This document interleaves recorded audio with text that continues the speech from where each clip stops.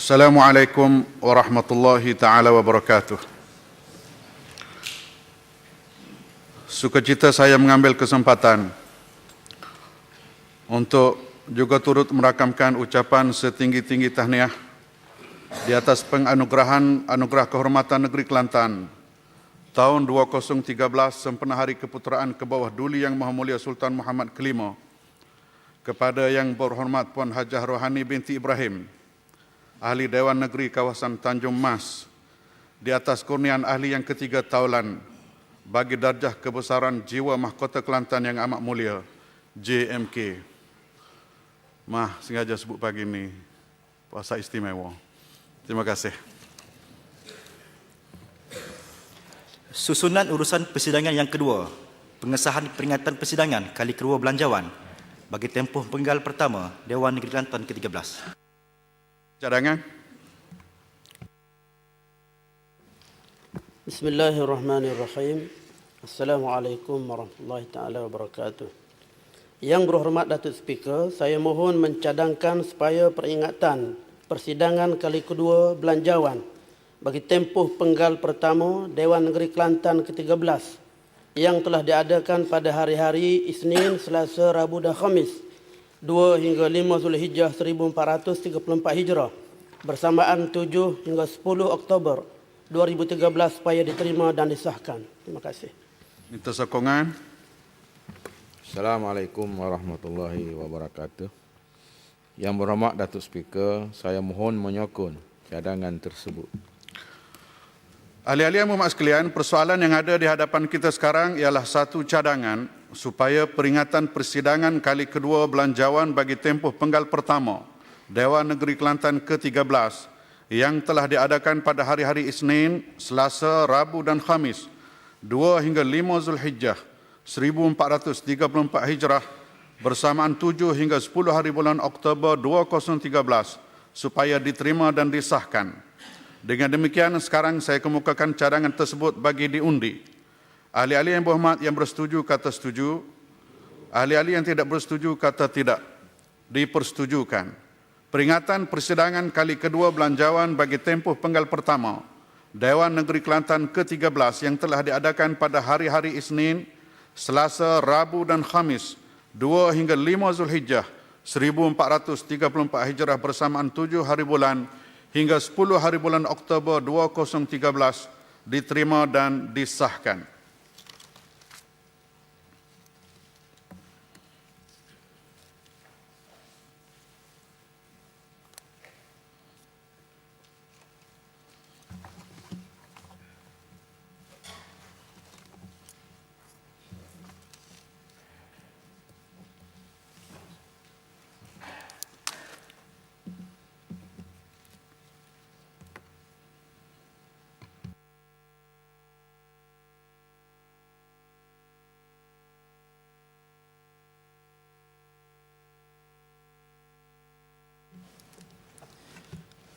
Susunan urusan persidangan yang ketiga, kertas-kertas yang dibentang di atas meja.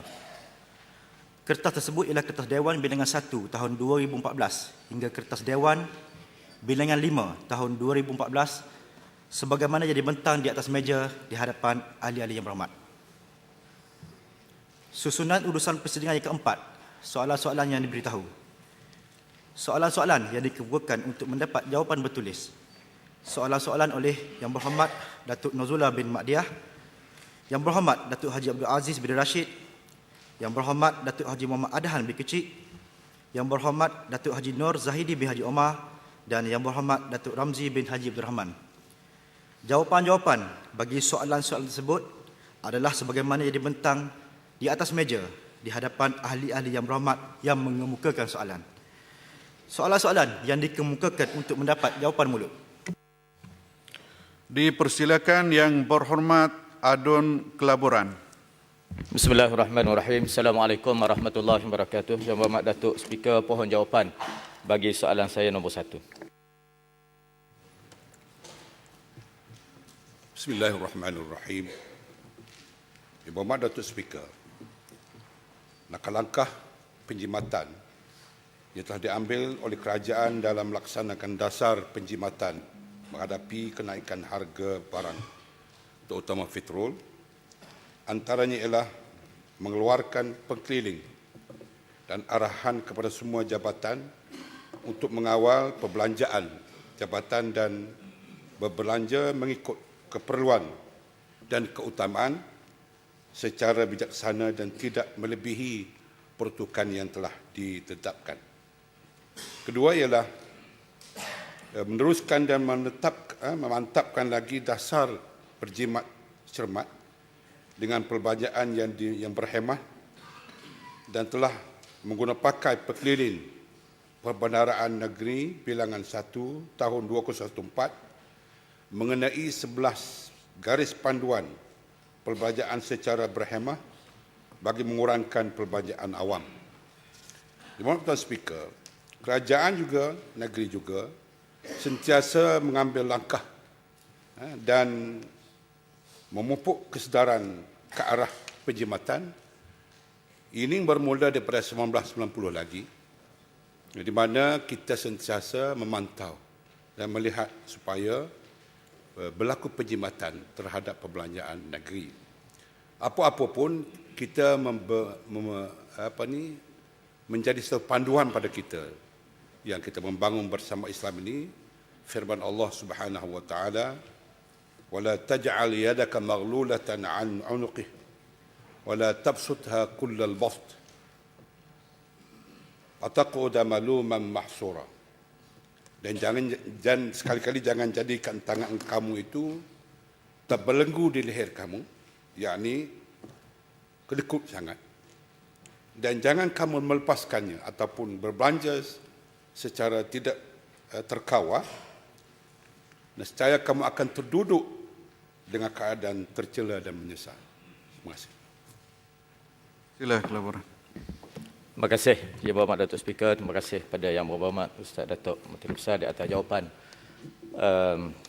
soalan berkenaan dengan penjabatan oleh pihak kerajaan negeri.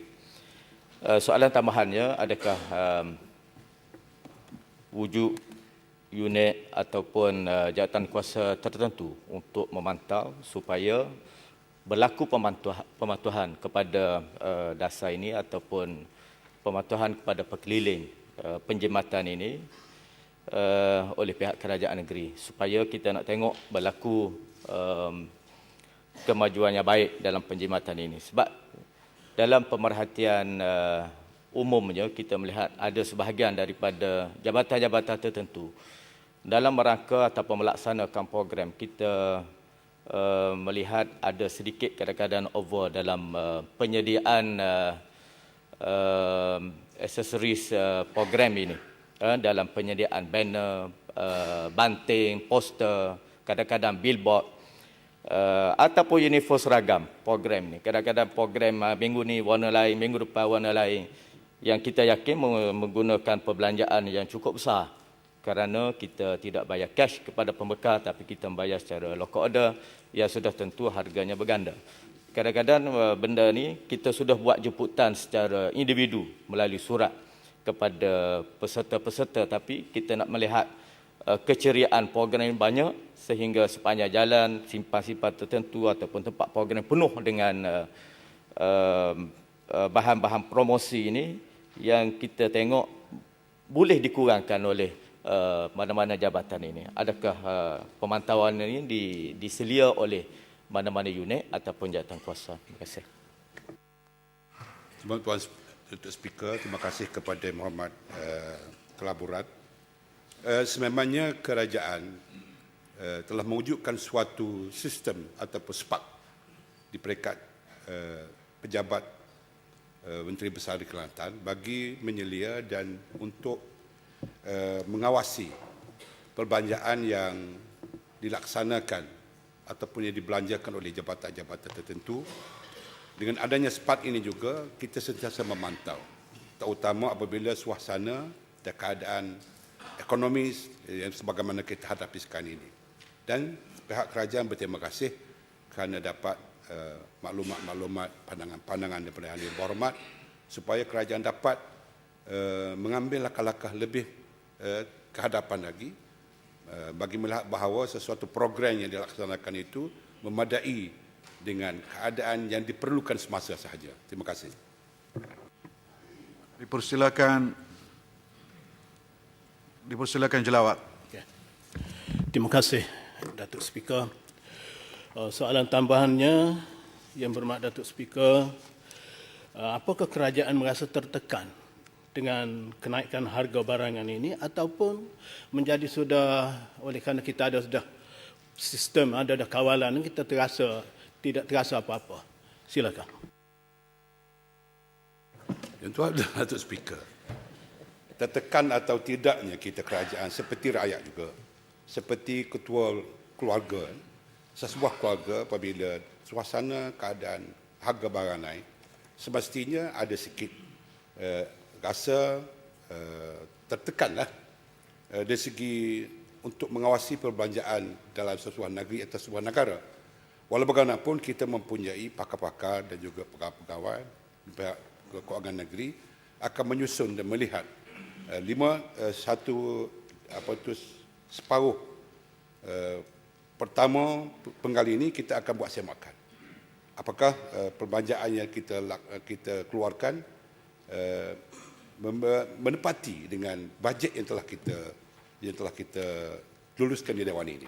Itu pun kita lihat adakah kemasukan ataupun wang yang ataupun kemasukan kepada pendapatan negeri itu kita lihat semasa ke semasa. Maksudnya kita sentiasa mengimbangi antara kemasukan daripada pendapatan kerajaan dan juga perbelanjaan yang kita lakukan dalam masa separuh ataupun 3 bulan pertama. Dengan ini insya-Allah perbelanjaan kita tidak menghadapi masalah dari segi defisit tinggi sangat. Terima kasih. Dipersilakan Yang Berhormat Adun Pasir Tumbuh. Assalamualaikum warahmatullahi wabarakatuh. Yang Berhormat Datuk Speaker, mohon jawapan soalan saya nombor 2. Yang Berhormat Datuk Speaker, tentang penerokaan tanah kerajaan secara haram ini, kerajaan tidak mengkategorikan penerokaan tanah secara haram ini sama ada berskala kecil ataupun berskala besar. Kerana penerokaan tanah kerajaan secara haram merupakan satu pelanggaran kepada undang-undang di bawah Seksyen 425 Kanun Tanah Negara. Dan perbuatan ini boleh dikenakan tindakan undang-undang oleh pihak berkuasa negeri. Bagi mengatasi masalah penerokaan tanah kerajaan secara haram ini, kerajaan negeri telah mengambil beberapa langkah. Antaranya ialah dengan mewujudkan unit penguatkuasaan di semua pejabat tanah dan jajahan, dan unit ini diketuai oleh penolong ketua jajahan penguatkuasaan teknikal dan juga hasil. Yang kedua ialah dengan mengarahkan ataupun memberi tugas kepada penolong pegawai tanah di pejabat tanah dan jajahan membuat pemantauan secara berkala dan melaporkan pencerobohan tanah ini kepada pihak pejabat tanah. Dan yang ketiga ialah dengan melaksanakan tindakan penguatkuasaan melalui kerjasama dengan agensi-agensi kerajaan yang ada. Selain daripada itu, bagi memantapkan lagi usaha mengawal penerokaan tanah kerajaan secara haram ini, kerajaan negeri baru-baru ini telah bersetuju menubuhkan ataupun membentuk suatu jabatan yang dinamakan Jabatan Pemantauan dan Penguatkuasaan Sumber Asli Negeri Kelantan, dan di dalam proses melantik ahli-ahli dia. Selain daripada itu, kerajaan juga meluluskan cadangan untuk mewujudkan pasukan pemantauan secara sukarela di jajahan-jajahan, terutamanya di kawasan-kawasan yang banyak berlaku penerokaan haram, terutamanya di Hulu Kelantan, di selatan. Terima kasih. Sila Tendong. Terima kasih Yang Berhormat Datuk Speaker. Soalan tambahan, sebagaimana kita sedia maklum baru-baru ini ada terkeluar di TV3 menyatakan penerokaan haram ini berlaku secara berleluasa, terutama yang disiarkan dalam TV3 itu berlaku di kawasan Kuala Kuh. Jadi gambar yang disiarkan seolah-olah berlaku penolakan haram secara berleluasa dan tanpa pengawalan daripada pihak kerajaan negeri. Jadi minta penjelasan daripada pihak kerajaan, adakah benar perkara ini berlaku ataupun sememangnya ada niat yang tak baik daripada pihak TV3 yang menyiarkan berita yang seumpama itu. Minta penjelasan. Terima kasih. Ya, Mohd Datuk Speaker, untuk makluman Yang Berhormat Tendu dan ahli-ahli Dewan, sebenarnya tidak ada penolakan haram di sekitar Taman Negara Kuala Lumpur. Mengikut maklumat yang ada pada kita ialah ada projek pertanian yang dijalankan di kawasan tersebut. Dan setakat ini projek pertanian ini yang diluluskan oleh pihak kerajaan ini dipantau oleh Jabatan Alam Sekitar. Dan kita dimaklumkan tidak ada masalah serius yang berlaku. Adapun tentang gambar-gambar yang disiarkan, mengikut maklumat yang diterima, gambar-gambar itu adalah gambar yang lama, bukan gambar yang semasa yang disiarkan oleh pihak TV3, yang apa tujuan dia pun kita tak tahulah. Dia ambil gambar yang lama dan disiarkan. Sebab kita ada laporan daripada Jabatan Alam Sekitar tentang masalah. Terima kasih. Sila Negeri. Terima kasih Tuan Speaker. Soalan tambahan, saya mohon penjelasan daripada kerajaan negeri soal tanah yang diteroka ni. Kalau dulu, amalan dulu, kalau kerajaan dapati tanah-tanah yang diteroka, maka kerajaan oleh rakyat Kelantan, maka tanah itu dirampas dan diberi kepada syarikat-syarikat. Jadi ada soalan saya, adakah amalan itu akan diteruskan oleh pihak kerajaan yang baru? Yang Berhormat Datuk Speaker, saya rasa saya kena betulkan statement Yang Berhormat daripada negeri. Kerajaan tidak merampas tanah. Sebab tanah itu adalah tanah kerajaan. Diteroka secara haram oleh rakyat. Jadi tidak berlaku perampasan tanah. Kalau rampas ni kita ambil hak orang. Ini hak kita. Tanah kerajaan. Saya rasa Yang Berhormat kena faham itu dulu. Sebelum buat statement tu. Dan memang kita akui ada tanah-tanah yang diteroka oleh orang kampung dan kemudian diluluskan projek oleh pihak kerajaan negeri. Tetapi dalam meluluskan projek ini, kerajaan negeri telah meletakkan syarat kepada mana-mana syarikat yang diluluskan projek ini, mereka diberi 3 pilihan. Sekiranya tanah yang dipohon itu melibatkan penerokaan haram, kerajaan negeri meletakkan syarat yang pertama ialah sama ada dikeluarkan tanah tersebut daripada projek berkenaan. Itu yang pertama. Pilihan yang kedua ialah syarikat diminta untuk berunding dengan peneroka tersebut dan membayar pampasan kepada peneroka daripada apa usaha yang telah mereka lakukan dalam tempoh penerokaan tanah tersebut. Pilihan yang ketiga ialah dengan memasukkan peneroka-peneroka ini ke dalam projek yang berkenaan. Ini 3 pilihan yang diberikan oleh pihak kerajaan negeri kepada mana-mana pemaju yang diluluskan projek di negeri Kelantan. Jadi saya rasa dasar ini satu dasar yang jelas. Cuma ada berlaku mungkin salah faham ataupun tindakan-tindakan yang agak tergesa-gesa daripada pihak pemaju yang tidak mungkin mereka tidak dapat maklumat yang tepat adanya penerokaan di tanah tersebut. Kerana kita kena ambil kira juga kadang-kadang orang kampung ni dia pergi tanda yang tanah. Dia tidak buat apa-apa atas tanah. Saya sendiri pernah turun, dia kata ni tanah dia, tapi tak ada apa-apa atas tu. Cuma dia kata tanah dia. Jadi tidak ada sebarang bukti penerokaan di atas tanah yang berkenaan. Jadi sebab itu kita cuba selesaikan perkara ini dengan baik.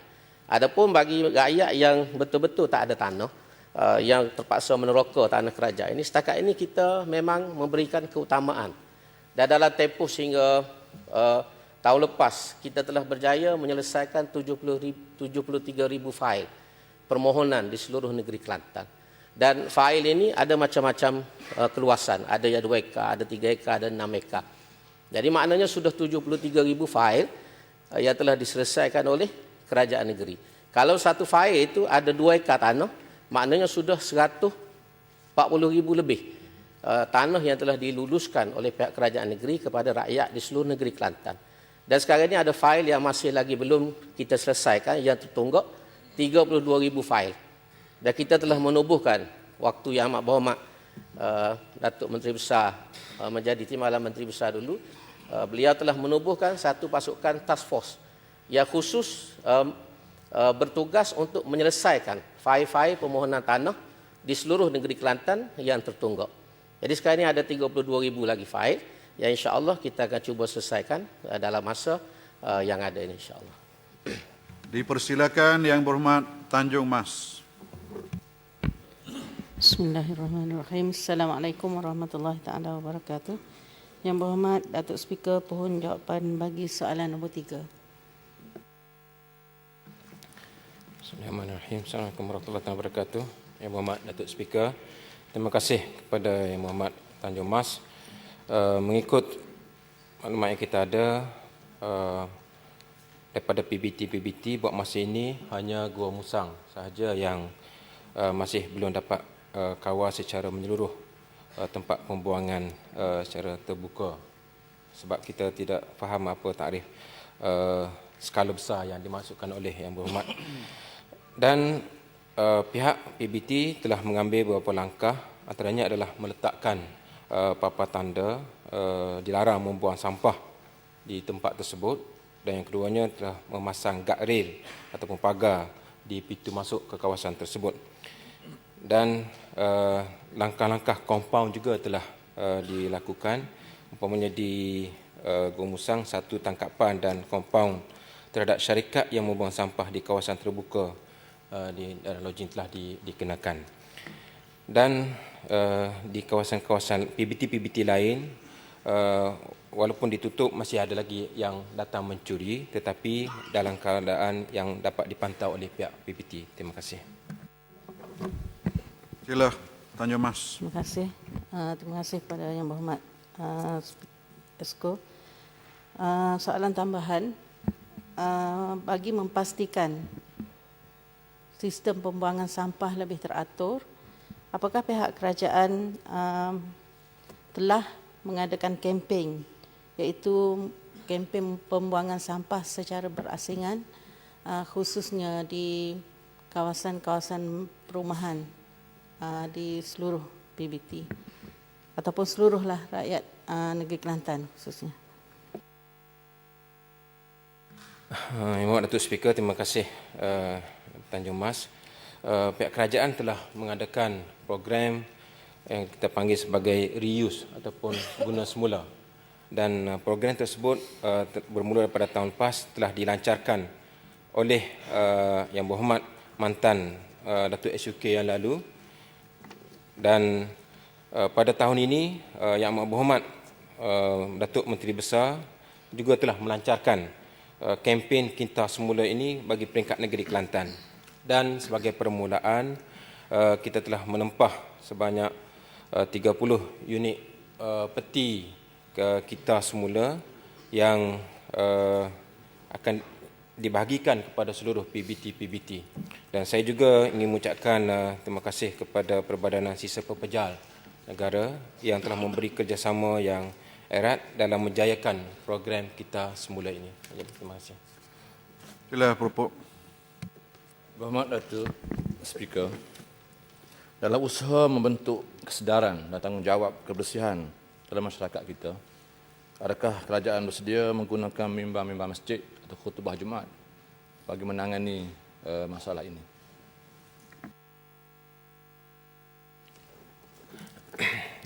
Terima kasih Yang Berhormat daripada Propok. Buat masa sekarang ini bukan saja mimbar masjid yang kita gunakan, tetapi pihak PBT juga kita telah mengarahkan semua yang dipertua untuk mengenal pasti ahli-ahli majlis PBT tersebut untuk menjadi pemantau dan juga rakan kepada kawasan-kawasan yang mereka diami.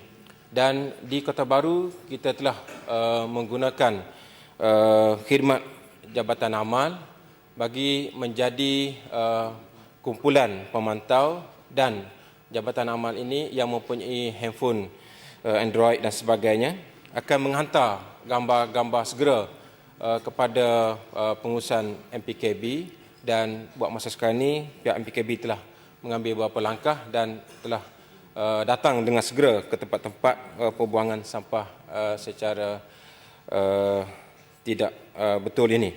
Dan saya juga ucapkan terima kasih di atas cadangan Yang Berhormat Pupuk untuk dimantapkan lagi kesedaran umum kepada pembuangan sampah ini.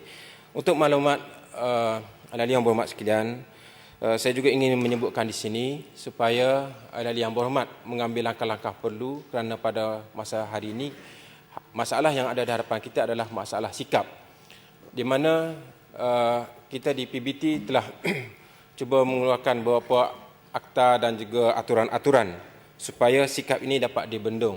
Umpamanya, saya mengucapkan terima kasih kepada Majlis Daerah Tumpat yang telah membuat undang-undang kecil kepada mereka yang meletak sampah di atas bonet kereta boleh dikompaun. Dan insya-Allah saya telah mengangkat kerjasama untuk dimesti oleh Yang Berhormat Datuk LA untuk diguna pakai bagi seluruh PBT-PBT di negeri Kelantan ini. Sebab di antara punca sampah-sampah di atas jalan raya adalah mereka yang rasa terlalu nak cepat sehingga meletakkan sampah di atas bonet kereta dan mereka lupa bahawa mereka membawa sampah di atas bonet kereta. Terima kasih. Uci awal bangun nak apa soalan ke? Soalan tambahan. Terima kasih Yang Berhormat Datuk Speaker. Dalam sidang Dewan tahun lepas, saya telah membangkitkan mengenai pembuangan sampah yang tidak terurus di PBT, contohnya di Tumpat. Tetapi setelah kami PSC membuat lawatan ke PBT Tumpat, sebenarnya masalah timbul adalah bukan disebabkan oleh PBT, bukan disebabkan oleh kegagalan PBT dalam menguruskan sampah, tetapi adalah disebabkan oleh kurangnya lori, contohnya lori tipe. Dan untuk dibincangkan dalam Dewan ini, bahawa permohonan oleh PBT telah dibuat untuk membeli jentera, contohnya lori tipe ataupun kompakter yang hanya ada 4 buah kepada kerajaan negeri. Jadi, kenapakah permintaan daripada PBT tidak diluluskan, sedangkan PBT ingin membeli kenderaan dengan menggunakan dananya sendiri. Jadi sebenarnya inilah yang menjadi timbulnya isu kenapa sampah bertimbun di PBT Tumpat. Terima kasih. Terima kasih Guci. Dan sebenarnya yang kita maklumi bahawasanya pada hujung tahun lepas kita telah buat penyampaian kepada seluruh PBT-PBT di negeri Kelantan ini sebanyak 2 buah lori angkut sampah kompakter bagi membantu PBT-PBT tersebut. Dan sebenarnya disebutkan tadi ada permohonan daripada Tumpat. Dan insya-Allah kalau permohonan ini diangkat kembali, kita akan pertimbangkan. Dan sebab ini permohonan lama, sebab pada masa itu kita difahamkan bahawasanya kita membeli secara pukal untuk apa dia ni lori-lori tersebut. Dan lori tersebut telah disampaikan kepada PBT masing-masing. Terima kasih.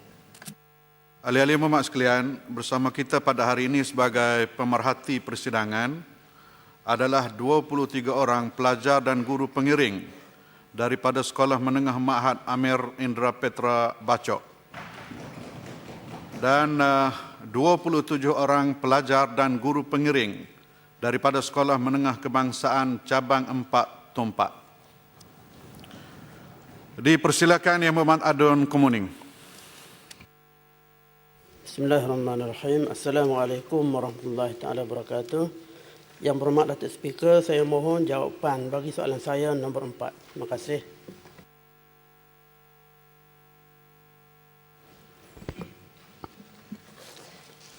Yang berhormat Datuk Speaker, Assalamualaikum warahmatullahi taala wabarakatuh. Pada hari ini, kerajaan ada menerima 5 soalan mengenai lebuh raya rakyat dari Machang ke Kuala Krai sejauh 30 km yang akan dilaksanakan oleh kerajaan di Kelantan. Soalan-soalan tersebut dikemukakan oleh Kemuning, Paluh 2 soalan, Mani Urai 1 soalan, Kuala Balah satu soalan. 5 soalan semuanya. Saya boleh memilih untuk menjawab satu persatu. Tetapi kalau saya buat demikian, barangkali soalan akhir nombor 30, 35, 42 tidak akan terjawab oleh kerana kengkangan masa. Justru itu, saya memohon daripada speaker untuk menjawab semua soalan ini pada kali ini untuk memberi kepuasan kepada semua ahli dewan, sama ada kerajaan atau pembangkang, dan juga untuk memberi penerangan kepada pemerhati, pegawai pemerhati, supaya menampakkan betapa seriusnya kerajaan Negeri Kelantan untuk melaksanakan projek ini. Walaupun projek ini adalah tanggungjawab kerajaan pusat, di bawah jadual ke-9, senarai, dia ada sebut di sini senarai persekutuan, senarai 1, senarai 2, senarai negeri, senarai 3, senarai bersama. Senarai persekutuan ada 26 dan dimasukkan 1. Antara yang saya nak sebut ialah perhubungan dan pengangkutan termasuk jalan, jambatan, feri dan cara perhubungan yang lain. Jika diisytiharkan sebagai persekutuan oleh atau di bawah undang-undang persekutuan. Jalan ini setelah diisytiharkan sebagai jalan persekutuan, maka adalah tanggungjawab kerajaan persekutuan. Cerita jalan ini panjang. Cuma diringkaskan bahawasanya jalan ini telah dimasukkan dalam rancangan Malaysia kelima, 86-90. Tetapi digugurkan selepas itu, barangkali kita tahulah. Saya fikir semua kita tahu pasal apa digugurkan selepas tahun 90. Selepas itu, dimasukkan kembali pada zaman pemerintahan Perdana Menteri Datuk Abdullah Badawi, sekarang Tun, dalam tahun 2001-2005. Lepas itu digugurkan selepas Perdana Menteri sekarang ini mengambil alih. 2010, rancangan Malaysia ke-10, Kerajaan Negeri melalui UPN telah memasukkan balik rancangan ini. Tetapi dimaklumkan bahawasanya dia tidak senarai, disenaraikan di dalam rancangan Malaysia ke-10, Malaysia rancangan RMK terakhir. Oleh kerana jalan ini telah pun diklasifikasikan oleh JKAT sebagai jalan buruk, 86 lagi patut dibaiki, maka kerajaan negeri mengambil tindakan untuk membina sendiri jalan ini. Asalnya daripada Kota Baru ke Kuala Krai sejauh 73 km dan telah pun dilancarkan oleh mantan Menteri Besar Yang Berhormat Datuk Bentara Setia Tuan Guru Ni Abdul Aziz pada tahun 2012 di Berangan Meknap. Oleh kerana kengkangan keuangan, maka rancangan asal untuk membina jalan raya daripada Kota Baru ke Kuala Krai telah dipindah menjadikan fasa pertama daripada Machang ke Kuala Krai sejauh 30 km. Adapun permulaan daripada Kota Baru ke Machang 43 km, kita difahamkan akan dilaksanakan oleh kerajaan pusat. Surat khabar 2 hari lepas pun telah menyatakan bahawasanya Ailanas mengisytiharkan bahawa kerajaan projek di bawah fasa 1 bermula sepanjang 7 km daripada Pasiho ke Kadok. Asalnya sepatutnya daripada Kota Baru ke Kadok 12 km, tetapi kerana ada apa-apa masalah teknikal, maka dimulakan di Pasiho lebih mudah ke Kadok sepanjang 7 km. Dan fasa 1 ini fasa 1A di bawah federal dan fasa 1B akan ditender mengikut Ailanas akhir tahun ini. Daripada Kadok ke satu tempat ada tak. satu daripada kadok ke kriteria. Alhamdulillah. Adung bertanya, adakah kita berhasrat untuk bekerjasama dengan kerajaan pusat? Kita tidak menolak kerjasama ini. Malahan kalau kerajaan pusat nak buat semua pun ada tanggungjawab dia, kita tak apa. Kalau kerajaan pusat kata, okey kita buat 73 km sekali, itu tanggungjawab dia dan kita bersedia. Tetapi oleh kerana benda ini bermula daripada 86, sehingga sekarang, 86, 2000, 14 tahun, campur 13 tahun, 27 tahun. Maka kerajaan pada ketika itu, 2012, memutuskan dengan apa cara sekalipun, kita buat sebagai tanggungjawab, sebagai satu kerajaan negeri, kita buat jalan ini. Dan kita akan buat. Kita telah tender jalan ini pada buka tender secara konvensional. Tender terbuka. Iklan tendernya melalui akhbar, ini banyak akhbar, tapi ini adalah melalui akhbar utusan Malaysia. Pada 15 Januari 2014, 23 Januari 2014, taklimat pra-tender dan lawatan tapak dibuat di bilik gerakan Kota Darul Naim. 59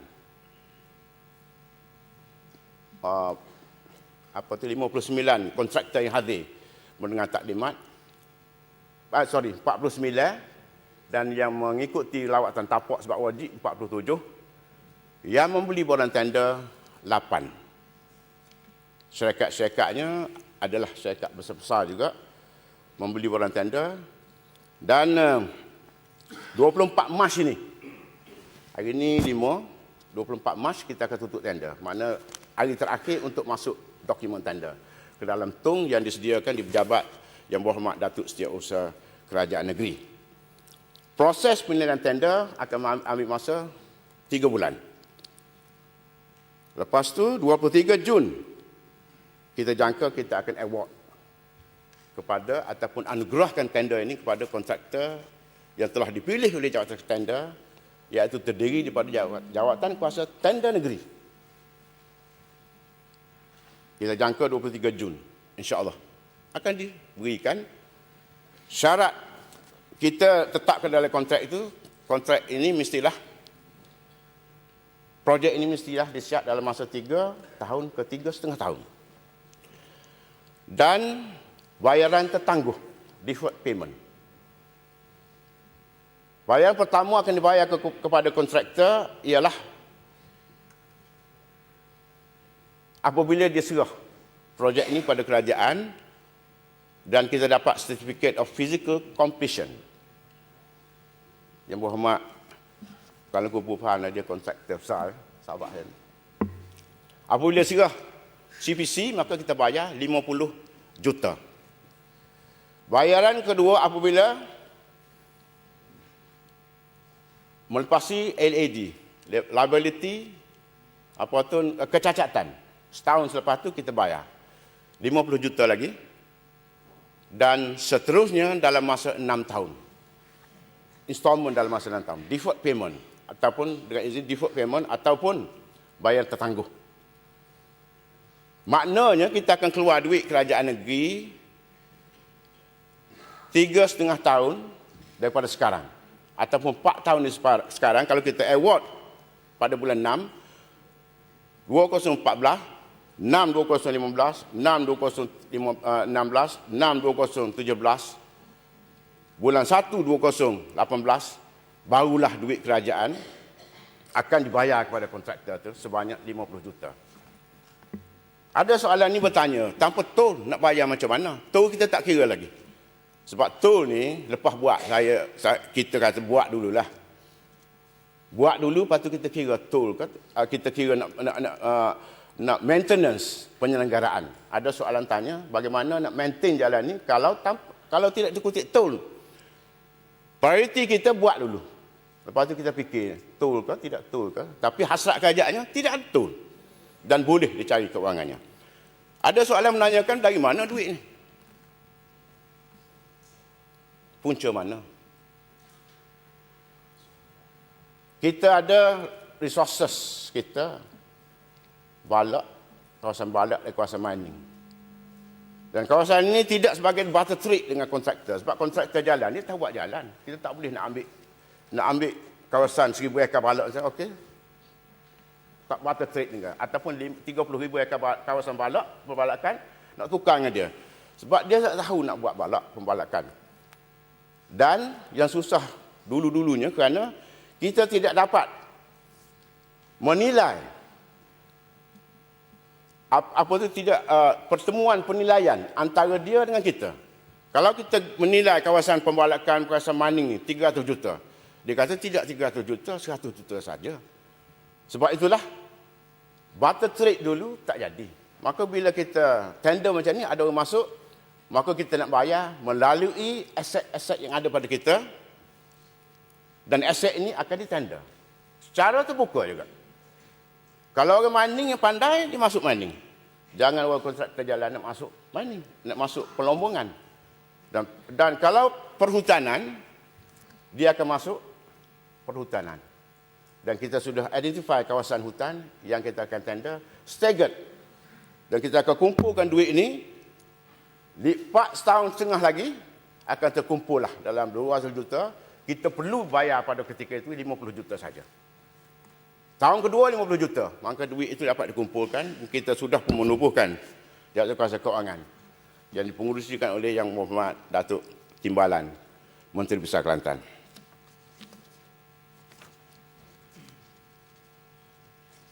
Mengenai dengan saman.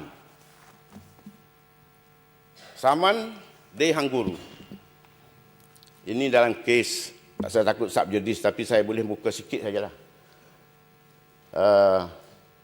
Mengikut pandangan peguam yang kita lantik, tidak ada kes sebabnya tidak ada ikatan perjanjian.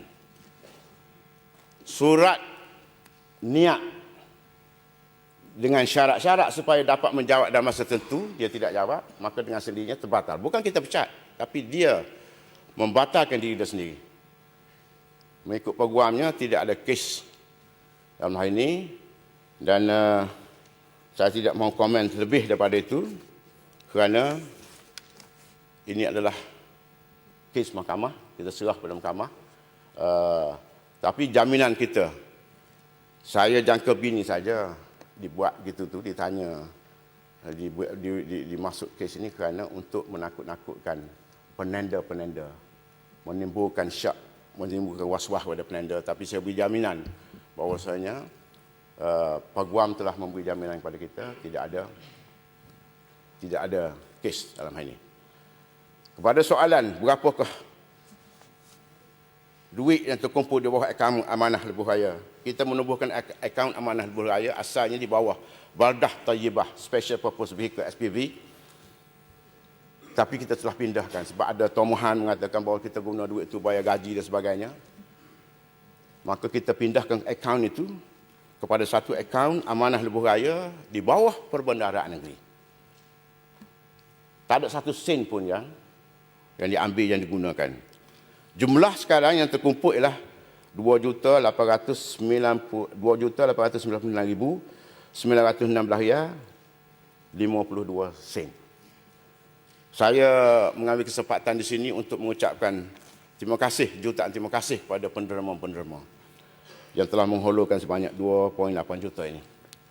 Dan kerajaan mengalu-alukanlah kalau Yang Berhormat sahabat-sahabat kita nak berderma sebulan gaji ke, mencukupkan jadi 3 juta kepada akaun ini. Kita tidak lancak, kita tidak kutip secara agresif lagi kerana kita nak award, anugerahkan tanda ini kepada penanda yang berjaya. Selepas itu kita akan lancarkan sekali lagi, dan saya yakin duit ini akan lebih terkumpul barangkali 10-15 juta. So ada anak-anak Kelantan di Kuala Lumpur yang kaya raya, dia sudah datang jumpa dengan saya, jumpa dengan Datuk Timbalan Menteri Besar sebagai pengurusi, dan dia ada formula untuk menyenaraikan semua anak Kelantan itu yang boleh menderma kepada sebagai wakaf kepada tabung ini untuk melaksanakan. Ada soalan mengatakan bahawa bagaimana kita nak gunakan peruntukan wakaf ini. Dia ada lebih kurang dalam sektor kita ni 12 jambatan. Yang kosnya lebih kurang antara 1 juta mengikut panjang, lebar dan sebagainya. 10 juta. 1 juta ke 10 juta. Kata kita ambil average 5 juta. 5 kali 12, 60 juta. Duit yang kita terima sebagai wakaf ini kita akan gunakan sebagai jambatan. Di situ kan tulis jambatan wakaf. Kalau kita boleh 5, 6, maknanya duit ini tidak akan digunakan untuk jalan. Kita nak benda yang kalau Kelantan kata benda stokor. Akan dibuat jambatan-jambatan dan di kepala jambatan akan ditulis jambatan wakaf Lebuh Raya Rakyat Kelantan. Itulah antara jawapan. Saya rasa saya sudah jawab sebahagian besar daripada soalan hari ini dan juga soalan besok. Esok ada 3 soalan serupa ya. Nok jalan. Nok. Keyakinan soal yakin. Kalau soal tanya saya yakinlah. Di atas apa yang disoal. Kalau tanya barangkali Paluh ke, tak yakin. Tapi kalau Paluh tanya saya yakin. Di atas usaha kerajaan untuk melaksanakan projek ini. InsyaAllah, seperti mana titah tuanku semarin, projek yang menguntungkan rakyat dimension, disebut spesifik. Lebuh Raya, Kuala Krai, Kota Baru, hendaklah ada kerjasama antara kerajaan pusat dan kerajaan negeri. Ailan, mari saya tunjuk gambar dia. Takut dia tengok. Kita kepada soalan nak tegaskan sama ada kita boleh kerjasama. InsyaAllah kita boleh kerjasama. Untuk apa? Bukan untuk Kelantan semata-mata, tetapi untuk rakyat bagi Kelantan. Wallahu a'lam. Assalamualaikum warahmatullahi wabarakatuh. Sila Kul Anas. Terima kasih Datuk Speaker. Dan saya ucap terima kasih yang tidak terhingga kepada Yang Berhormat Ahli Exco yang menjaga hal ehwal infrastruktur atas penerangan yang panjang lebar mengenai perkara ini. Dan saya rasa ini adalah satu langkah yang baik. Kerajaan pusat buat sekerat, kerajaan negeri buat sekerat. Itulah tanda kerjasama. Cuma kerjasama ni tak boleh kerajaan negeri buat sebelah, kerajaan pusat buat sebelah. Dia jalan tak boleh buat macam tu. Dia kena buat A, B, B, C, C, D atau pasal 1, pasal 2. So, daripada rumusan, sebelum saya soalan tambahan, rumusannya ialah daripada Kota Baru ke Machang akan dilaksanakan oleh Kerajaan Persekutuan, insya-Allah. Daripada Machang ke Kuala Krai akan dilaksanakan oleh Kerajaan Negeri. Ini agaknya hasil daripada perjumpaan Yang Amat Berhormat Menteri Besar dengan Yang Amat Berhormat Perdana Menteri, yang mana Ahli Exco turut bersama. Setahu saya, pakej pertama ni saya sangat gembira sebab dia berakhir di kawasan saya dengan 168 juta ringgit. Dan tentunya lebuh raya ini lebuh raya yang tidak bertol. Dan saya diberitahu bahawasanya sebahagian besar daripada peruntukan ini adalah untuk membayar pengambilan balik tanah yang sangat mahal. Dulunya jajaran yang dibuat itu jajaran yang lari daripada rumah orang. Tetapi sekarang bila orang tahu bahawasanya nak buat jalan, masing-masing pergi buat bangunan supaya dia dapat bayaran pengambilan balik dengan harga yang mahal sampai 300,000, 400,000 satu ekar. Which is very expensive. Daripada 168 juta tu katanya hampir separuh adalah untuk pengambilan balik. Saya tak tahu daripada Machang ke Kuala Krai tu mungkin dia lalu kot dalam hutan, bela-bela romo balok, bela-bela makan tu mungkin murah sikit bayarannya. Wallahu a'lam bissawab.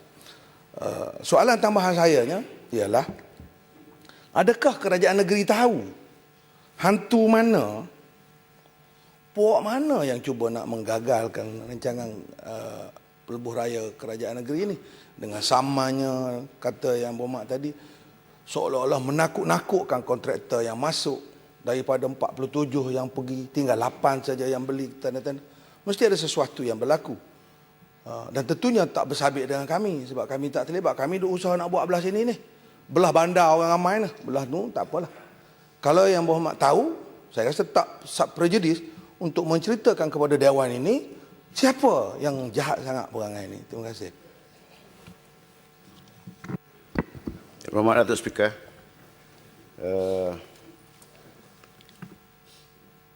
Jalan Kota Baru Machang betul lah akan dibuat oleh federal.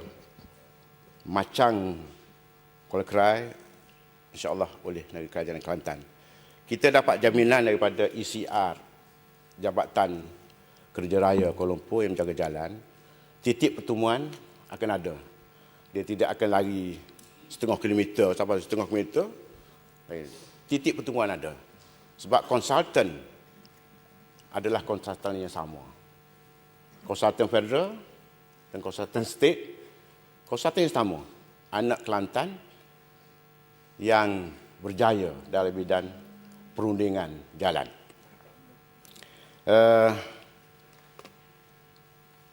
Mengenai dengan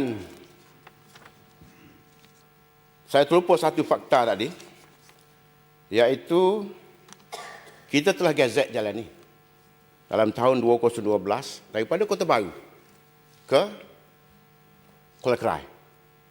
Gazet di bawah Seksyen 8, Seksyen 4, sorry. Di bawah Seksyen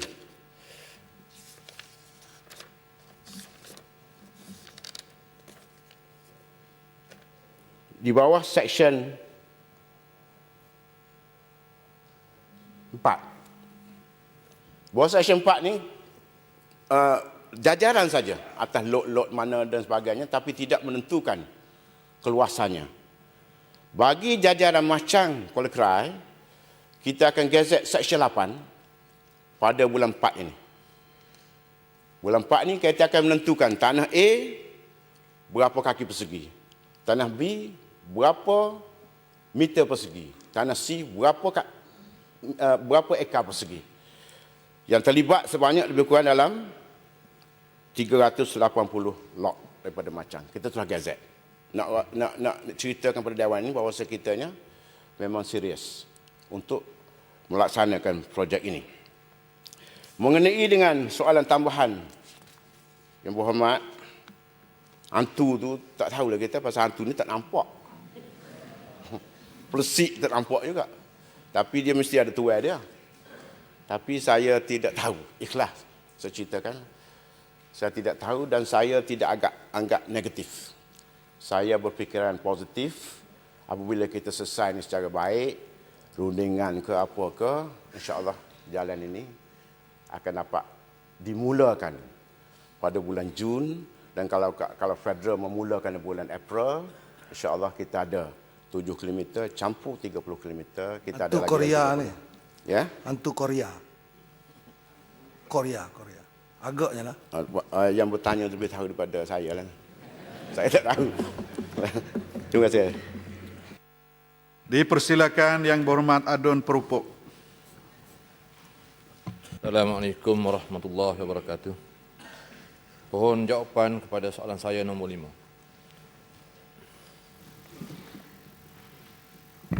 Yang Berhormat Datuk Speaker, terima kasih kepada Yang Berhormat Perupuk di atas soalan dan juga keprihatinan Yang Berhormat terhadap penubuhan Perbadanan Kemajuan Pertanian Negeri Kelantan. Jadi Kerajaan Negeri Kelantan melalui Mesyuarat Exco bilangan 26 tahun 2013 iaitu pada 24 Disember 2013 telah bersetuju untuk menubuhkan Perbadanan Kemajuan Pertanian Negeri Kelantan ini. Dan draft enactment perbadanan ini telah pun disediakan dan dalam semakan terakhir untuk dibawa ke sidang Dewan Negeri yang akan datang insya-Allah. Ya, Perupuk. Yang Berhormat Datuk Speaker, soalan tambahan. Adakah kerajaan bersedia atau memberi peluang kepada pelabur-pelabur bagi membina kilang-kilang memproses dan juga mengeluarkan minyak masak sendiri hasil daripada pengeluaran minyak sawit yang ada di negeri kita ini? Terima kasih. Yang Berhormat Datuk Speaker, saya rasa soalan tidak berkaitan dengan penubuhan Perbadanan Pertanian Negeri Kelantan. Walau bagaimanapun, maknanya kerajaan sentiasa terbuka untuk menerima pelabur-pelabur daripada luar untuk melabur di negeri Kelantan, khususnya dalam membangunkan industri pertanian di negeri Kelantan.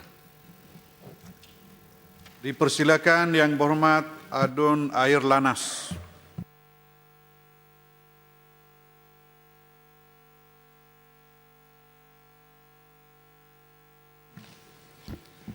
Bismillahirrahmanirrahim. Assalamualaikum warahmatullahi wabarakatuh. Yang Berhormat Datuk Speaker, tindakan yang telah diambil oleh kerajaan dengan mengadakan lawatan ke Taman Negara Kuala Koh bersama dengan pihak Tourism Malaysia Kelantan, Persatuan Pemandu Pelancong Negeri Kelantan pada 6 Oktober 2013.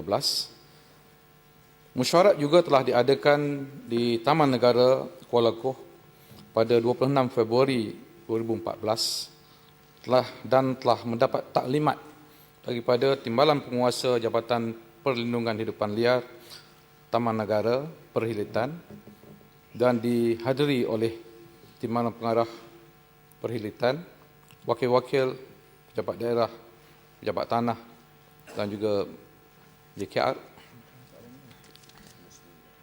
dan telah mengenal pasti perkara-perkara yang perlu diberi perhatian, seperti menaik taraf kemudahan asas atau infra di kawasan tersebut, menambah kapasiti bekalan air dan menambah tapak perkemahan, mengadakan tenaga elektrik 24 jam, pasal yang ada sekarang hanya 12 jam saja, mengenal pasti sepatutnya mengadakan ataupun ada kemudahan pengangkutan awam daripada Gua Musang, Kuala Koh, Kuala Kerai dan daripada Kota Baru, dan seterusnya memperbanyakkan promosi untuk tarik pelancong ke Taman Negara Kelantan yang sesuai untuk rekreasi dan perkemahan, kerana pelancong boleh juga menikmati keindahan alam semula jadi dan sanctuari ikan kelah di Kuala Koh. Terima kasih.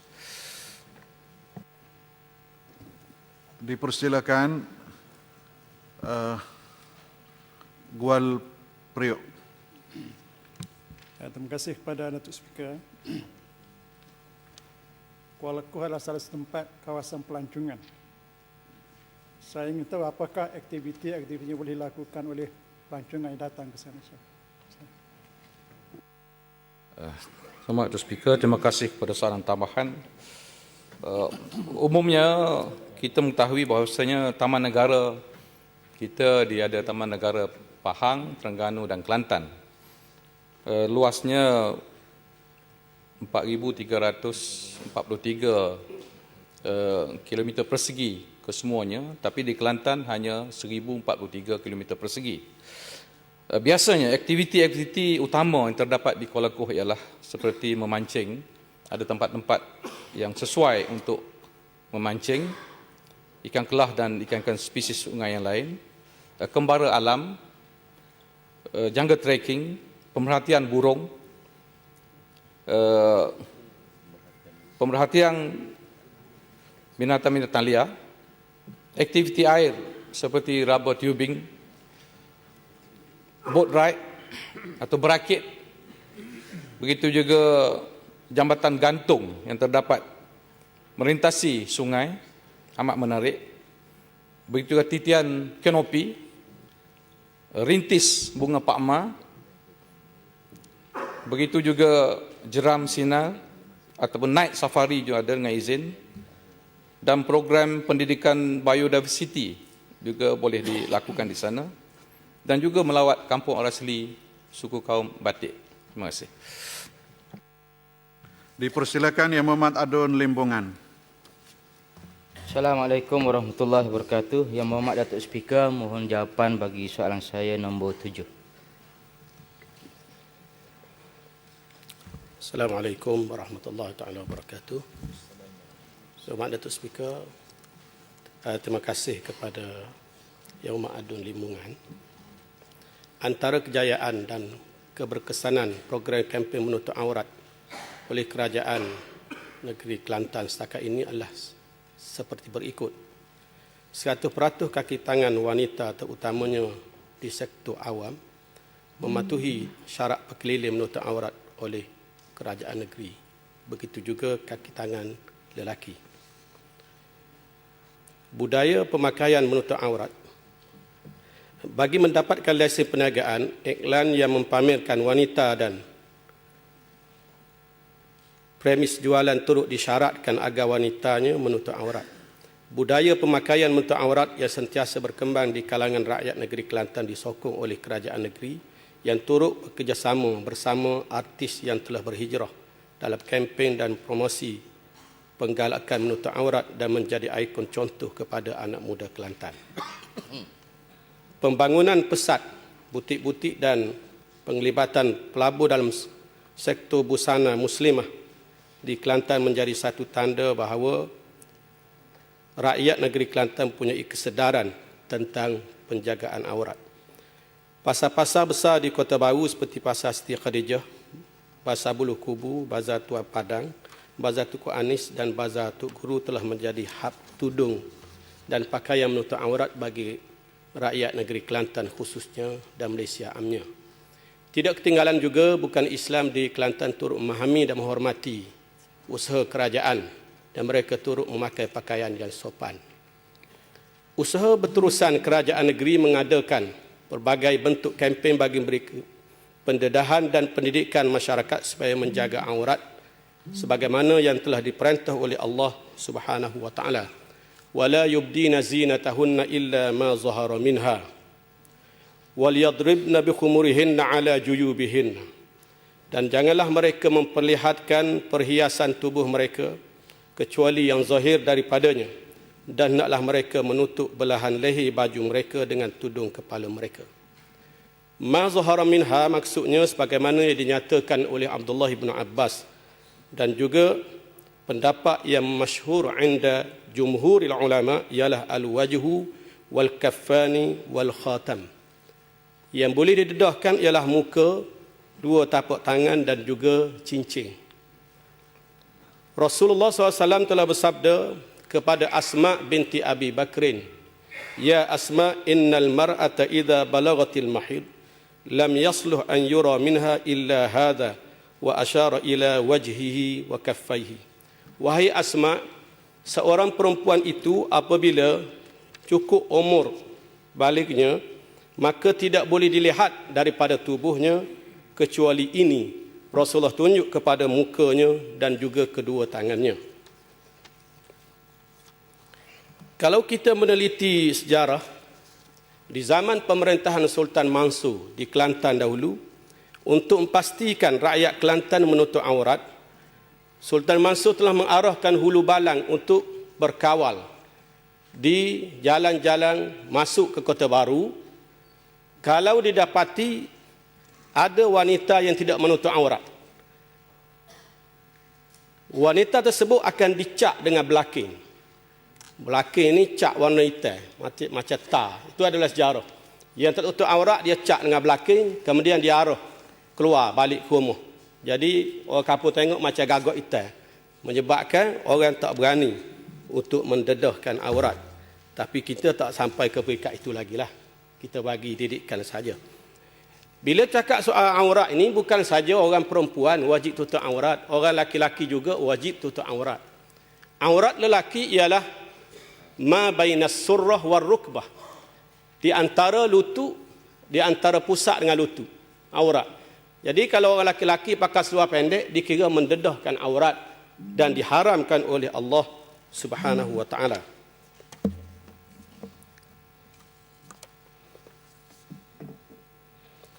Bentuk denda yang dikenakan bagi mereka yang engkar serta jumlah yang telah dikenakan tindakan.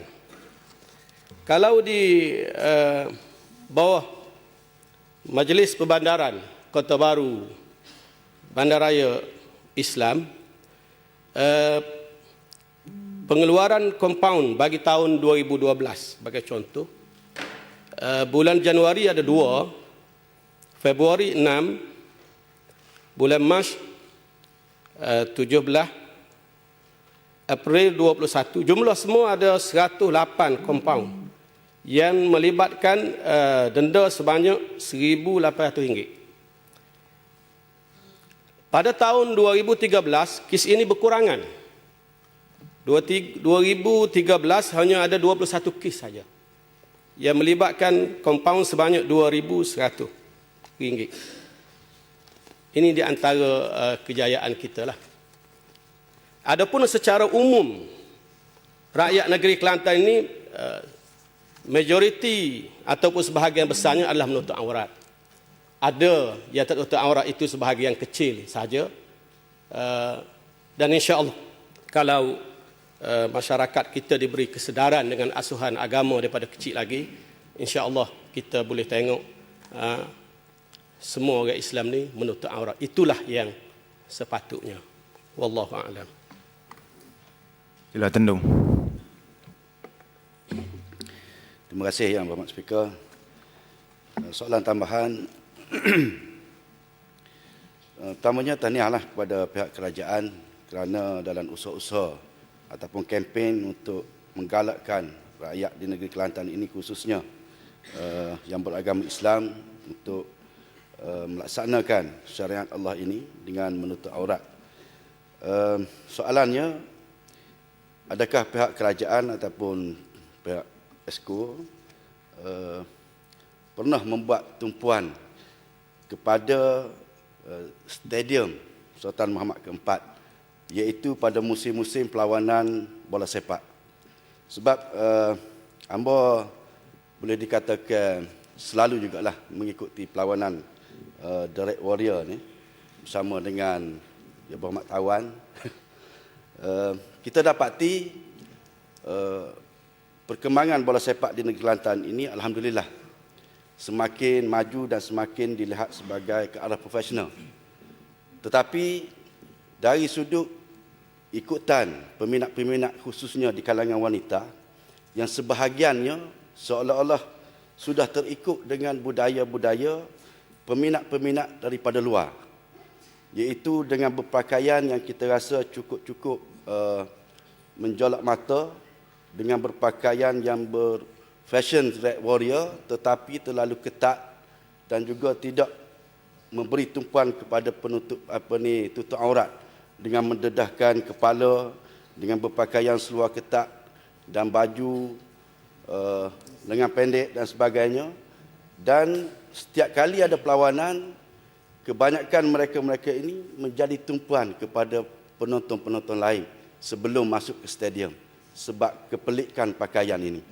Jadi adakah pihak kerajaan ataupun pihak Esko bercadang untuk mengambil langkah-langkah tertentu untuk menyedarkan terutama peminat-peminat bola sepak di kalangan wanita ini supaya mereka lebih berdisiplin dalam menjaga imej negeri Kelantan walaupun dalam kita bersokan ataupun memberi sokongan kepada pasukan bola sepak kita.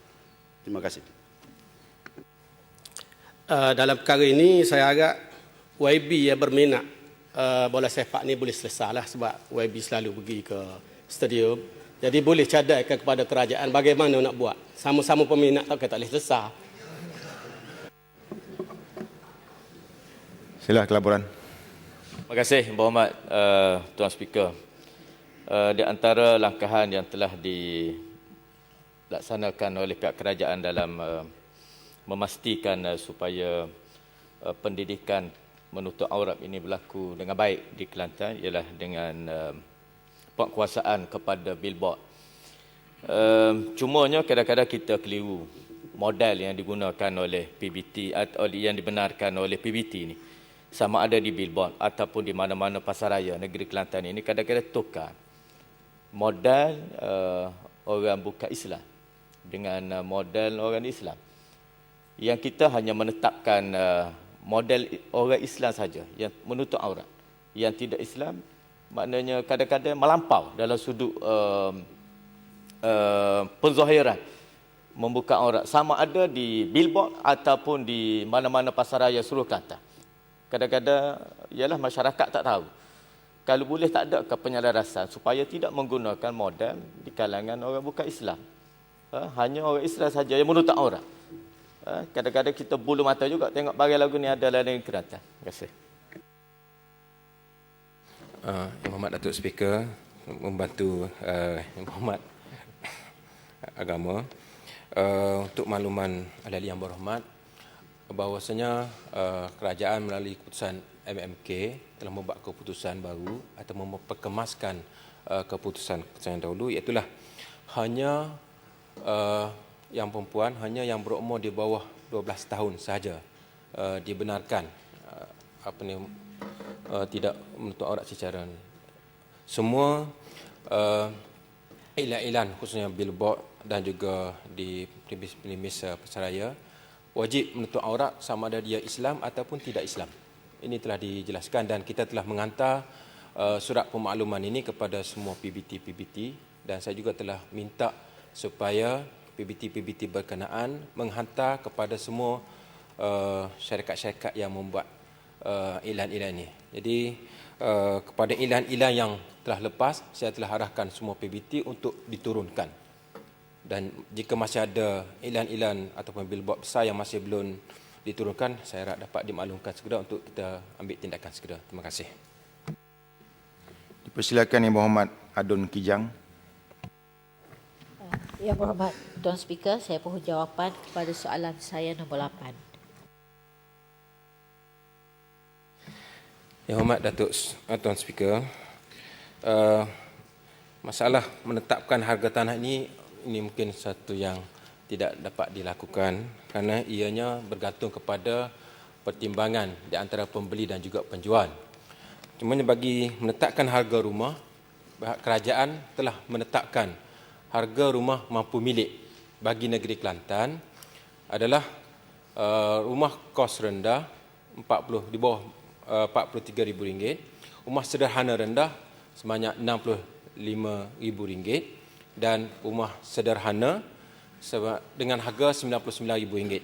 Dan bagi harga-harga ini, rumah rendah keluasannya adalah seluas 700 kaki persegi, rumah sederhana rendah seluas 800 kaki persegi dan rumah sederhana seluas 850 kaki persegi. Dan pembeli kepada rumah mampu milik Kelantan ini bagi kaus rendah adalah mereka yang berpendapatan di bawah RM2,000, sederhana rendah di bawah pendapatan RM3,000 dan sederhana di bawah pendapatan RM5,000. Terima kasih. Kijang. Terima kasih Yang Berhormat Tuan Speaker. Soalan tambahan saya, rumah-rumah yang disebutkan tadi adalah untuk mereka yang mempunyai pendapatan dengan pendapatan minima yang disebutkan tadi ialah RM2,000. Jadi apakah kerajaan mempunyai rancangan untuk memastikan rakyat dari golongan miskin tegar yang tidak ada pendapatan supaya mereka juga turut memiliki rumah? Terima kasih. Terima kasih Yang Berhormat Dr. Kijang. Bagi mereka yang tidak mempunyai pendapatan, kerajaan negeri telah mempunyai skim rumah du'afa yang diberikan kepada setiap DUN. Dan kalau kita lihat dalam peruntukan, kita telah diberi sebanyak RM100,000 untuk setiap DUN bagi pembinaan rumah du'afa ini. Terima kasih. Sila, Tanjung Mas. Terima kasih Yang Berhormat Tuan Speaker. Tahniah kepada pihak kerajaan kerana telah melaksanakan sebahagian daripada projek rumah mampu milik yang telah kita janjikan dalam manifesto yang lalu. Saya ingin tahu apakah bentuk kawalan yang telah dilaksanakan oleh pihak kerajaan bagi memastikan program ini benar-benar menepati sasaran yang diperlukan oleh pihak kerajaan. Terima kasih kepada Tanjung Mas. Bagi memastikan kita sampai kepada sasaran, yang pertama sekali adalah kita di Kelantan telah meletakkan untuk pembinaan rumah mampu milik sebenarnya yang telah diisytiharkan oleh Yang Berhormat Ustaz Datuk Menteri Besar, iaitulah agensi yang terlibat bagi pihak kerajaan adalah PKINK dan juga PMBK dan juga kepada pihak swasta. Dan bagi pihak swasta, mereka mesti mendaftarkan kepada kerajaan negeri dan semua pemohon-pemohon yang ingin membeli rumah di bawah tema mampu milik ini mesti melalui interview oleh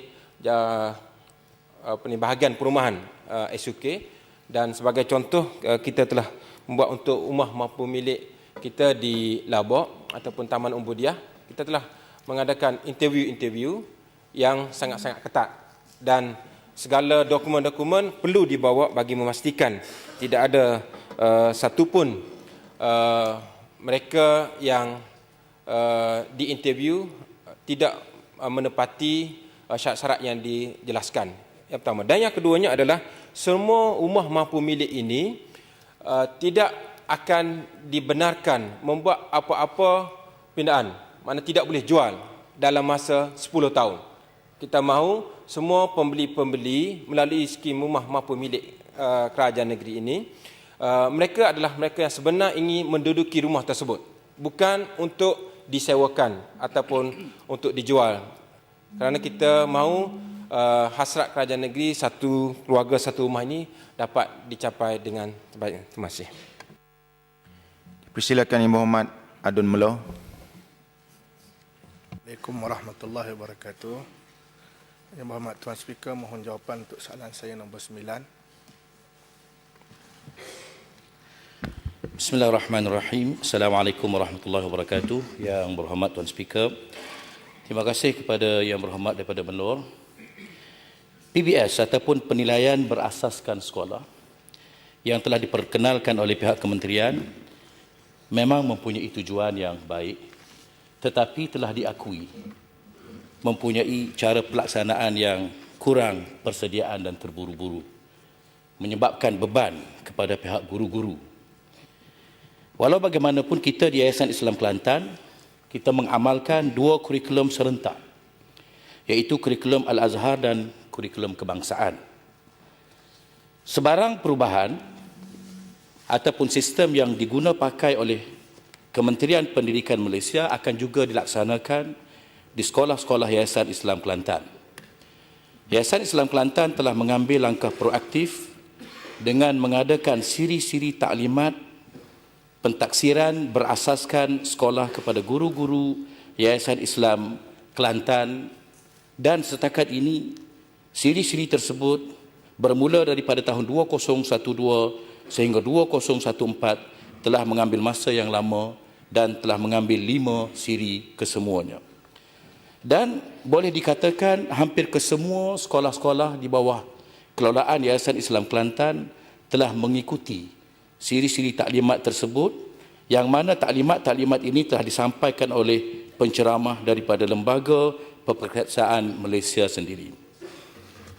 Yang berhormat, untuk pengetahuan kita semua, kerajaan pusat baru-baru ini telah menggantung ataupun menangguhkan sementara pelaksanaan sistem PBS ini atas desakan dan juga bangkangan daripada pihak guru-guru sendiri. Terima kasih. Silakan Yang Berhormat Adun Kadok. Assalamualaikum warahmatullahi taala wabarakatuh. Yang Berhormat Tuan Speaker, mohon jawapan kepada soalan saya nombor 11.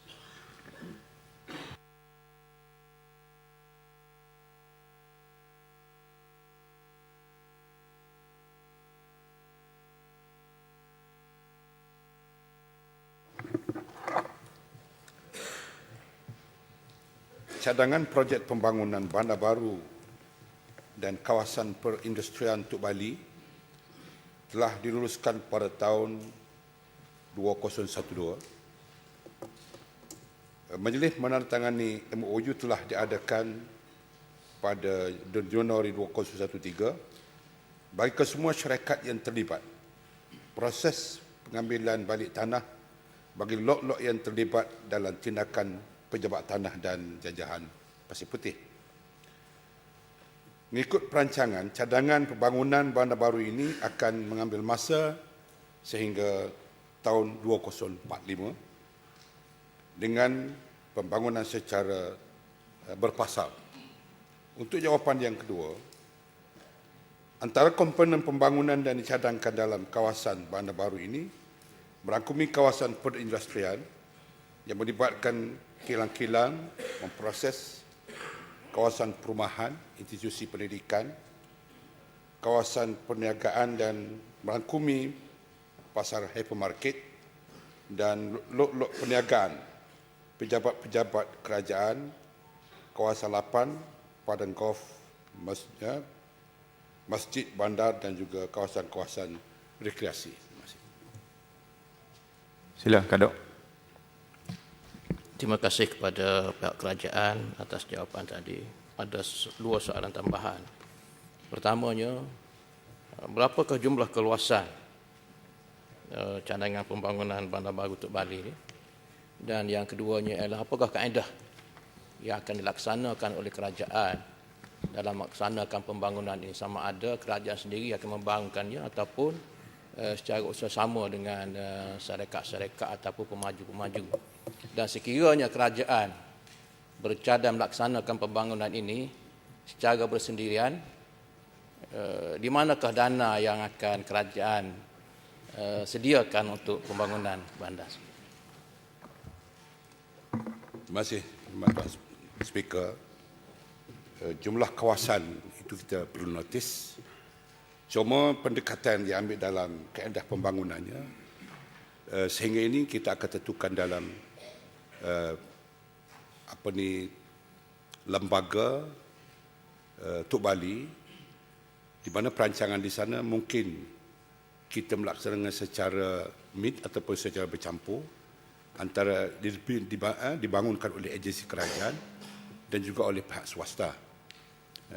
Kerana kita ada di sana Perbadanan Tok Bali yang telah dilulus dalam enactment di Dewan ini juga, dan sekarang kita dalam mengisi keanggotaan kepada perbadanan itu sendiri. InsyaAllah di sana satu perbincangan khusus kaedah-kaedah dan pendekatan untuk dibangunkan Perbadanan Tok Bali. Terima kasih. Dipersilakan Yang Berhormat Adun Selising. Assalamualaikum warahmatullahi taala wabarakatuh. Yang Berhormat Tuan Speaker, mohon jawapan kepada soalan saya nombor 12. Yang Berhormat Tuan Speaker, terima kasih kepada Yang Berhormat Selising di atas soalan yang dikemukakan. Jumlah peruntukan bagi program subsidi baja padi bagi tahun 2013 ialah RM1.3 juta. Manakala bilangan pesawah yang terlibat bagi tahun tersebut ialah 1,144 orang. Sila pelaburan. Terima kasih, Yang Berhormat Tuan Speaker. Peruntukan yang disediakan oleh pihak kerajaan negeri dalam menyediakan subsidi baja padi ini sebanyak 1.3 juta, satu jumlah yang cukup besar. Yang mungkin sebelum daripada ini kita tidak menanggung kos ini. Apabila pihak Kementerian Pertanian dengan agensi yang ada, terutamanya KADA, kalau mereka boleh menyediakan bantuan baja yang baik dan adil kepada rakyat, maka saya rasa pihak kerajaan tak perlu menyediakan 1.3 juta. Sebab petani di Kelantan ni dia supaya. Petani di Kelantan ni supaya. Tapi dengan ketidakadilan dalam pembahagian subsidi baja padi menyebabkan kerajaan negeri terpaksa tanggung 1.3. Bapa tak boleh KADA ataupun Kementerian Pertanian menyediakan peruntukan yang secukupnya untuk petani-petani kita di Kelantan. Sebab nak keluarkan bila naik padi, dia akan mengeluar padi. Dia hak beli padi ni tidak orang PAS saja, orang UMNO pun beli padi juga. Bapa ada diskriminasi seumpama ni 20 tahun lebih dah di Kelantan. Dan kita terpaksa tanggung 1.3 dan isu ini tidak akan ada jalan penyelesaian. Kadang-kadang kita nak minta, kita mungkin agensi kerajaan negeri nak minta senarai nama petani. Ia juga minta bantuan daripada KADA pun, saya rasa dalam pemeriksaan kita PAC pun tak boleh.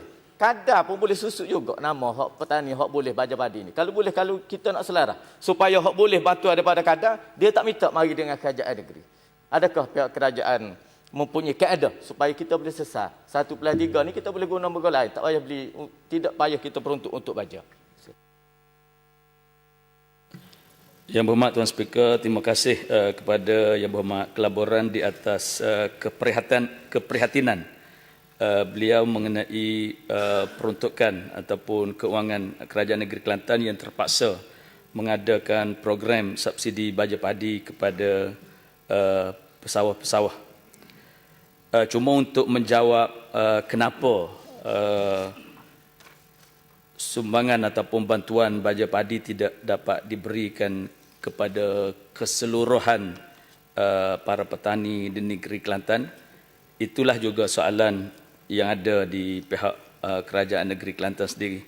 Dan program skim bantuan baja padi ini telah pun diperkenalkan oleh Kerajaan Persekutuan bermula daripada tahun 1979 dan bermula pada tahun 1991 apabila didapati kepincangan dalam penyampaian sumbangan baja padi ini, di mana sebahagian daripada rakyat negeri Kelantan tidak menerima bantuan subsidi baja padi ini, sedangkan mereka adalah merupakan petani-petani yang layak. Maka Kerajaan Negeri Kelantan bermula pada tahun 1991 itu mengadakan program subsidi baja padi ini. Dan saya mengesahkan seperti mana yang disebut oleh Yang Berhormat daripada Kelaboran itu juga, apabila adanya sumbangan daripada kedua-dua Kerajaan Persekutuan dan Kerajaan Negeri ini, maka berlakulah loophole ataupun kelompangan dalam masalah penyampaian ini yang membolehkan adanya mereka yang berkepentingan dan tidak bertanggungjawab mencuba untuk membuat permohonan dalam kedua-dua program kerajaan negeri dan persekutuan ini. Dan yang agak anehnya, perkara ini telah pun diketahui oleh Jabatan Audit Negara sejak daripada tahun 1999 lagi, di mana dalam laporan audit pada tahun 1999 sudah pun melaporkan bahawa adanya petani-petani yang telah pun mendapat bantuan daripada Kerajaan Persekutuan tapi turut membuat permohonan dan mendapatkan bantuan daripada Kerajaan Negeri. Maknanya ini telah disedari oleh Jabatan Audit Negara daripada tahun 1999 lagi. Dan latar belakang dalam siasatan audit yang terbaru pada tahun 2012 juga menyebut secara jelas bahawa Kerajaan Negeri Kelantan telah mengadakan skim yang sama untuk membantu pesawah-pesawah miskin yang tidak menerima subsidi baja padi dari mana-mana agensi kerajaan. Maknanya Jabatan Audit sendiri telah pun mengetahui bahawa berlaku kepincangan, kalau kita tidak nak kata salah laku ataupun penyelewengan dalam pembahagian baja padi Kerajaan Persekutuan yang menyebabkan adanya rakyat negeri Kelantan ini yang merupakan pesawah-pesawah padi yang layak untuk menerima bantuan baja padi ini, tetapi dinafikan hak mereka oleh pertubuhan atau badan-badan Kerajaan Persekutuan ini. Wallahu a'lam. Sising. Yang berhormat Tuan Speaker, mengikut laporan audit jelas menyatakan bahawa penyelewengan berlaku dalam program baja subsidi kerajaan negeri di Mukim Panggu Pasir Putih. Penyerahan nama orang yang telah meninggal dunia sebagai penerima baja padi, penyenaraian nama mereka yang telah menerima baja subsidi daripada kerajaan pusat secara sengaja dan bertindih, sedangkan mereka tidak menerima baja tersebut. Apakah kerajaan yang sama berlaku di tempat lain? Adakah kerajaan negeri menyemuk semula senaraian nama-nama penerima di tempat lain? Dan apakah tindakan kerajaan terhadap penyelewengan tersebut? Terima kasih. Ya, berhormat Tuan Speaker, Kerajaan Negeri juga maknanya mengetahui perkara ini melalui laporan audit dan juga laporan akhbar-akhbar tempatan baru-baru ini. Dan seperti mana yang diakui oleh Yang Berhormat daripada Selising sendiri bahawa adanya para petani yang membuat permohonan melalui Kerajaan Persekutuan dan juga kerajaan negeri. Jadi dari sisi kerajaan negeri ini adalah merupakan satu perkara yang mendukacitakan, dan kerajaan negeri akan memberikan kerjasama sepenuhnya dalam kerangka untuk menjaga peruntukan kerajaan negeri ini digunakan sebagaimana sepatutnya. Cuma seperti mana yang disebut oleh Yang Berhormat daripada Kelaburan tadi juga, bahawa kalau PAC Kelantan sendiri susah mana untuk mendapatkan maklumat senarai nama mereka yang telah menerima bantuan baja subsidi baja padi daripada Kerajaan Persekutuan, maka begitulah benda yang berlaku di bawahnya, tidak mudah untuk menyemak mereka yang telah pun menerima bantuan baja padi Kerajaan Persekutuan. Cuma apa yang peliknya seperti mana yang saya sebut tadi, dan suka saya tekankan sekali lagi, bagaimana Jabatan Audit Negara yang telah pun mengesan ada bentuk penyelewengan rakyat yang sepatutnya dapat peruntukan tapi tidak dapat peruntukan.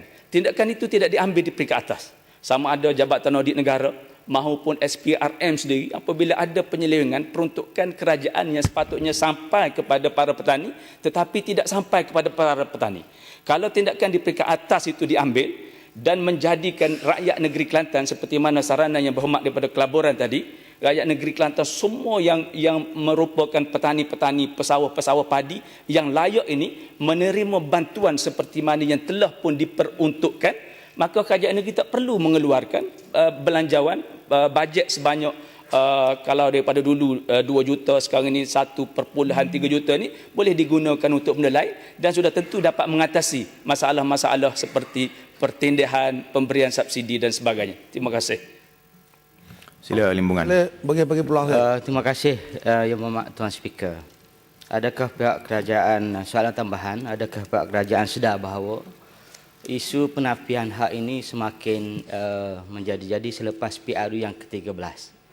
Dalam kes yang terakhir pada 14 Februari yang lalu, 33 petani dinafikan hak di Bendang Kampung Nara yang sebelum ini tidak dapat baja daripada Kerajaan Persekutuan, tetapi tahun ini dinafikan, yang melibatkan jumlah 105.8 hektar.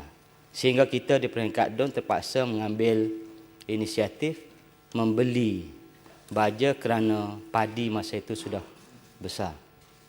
Dan ini dinyatakan sendiri oleh Ketua Unit Peladang Bendang Kampung Nara yang mendesak supaya pihak peladang mengambil tindakan yang sewajarnya, dan alasan yang diberikan oleh bekas ahli parlimen suatu masa dulu ialah kerana Kampung Nara ini selagi PAS yang menang tidak akan ditandatangan kupon baja.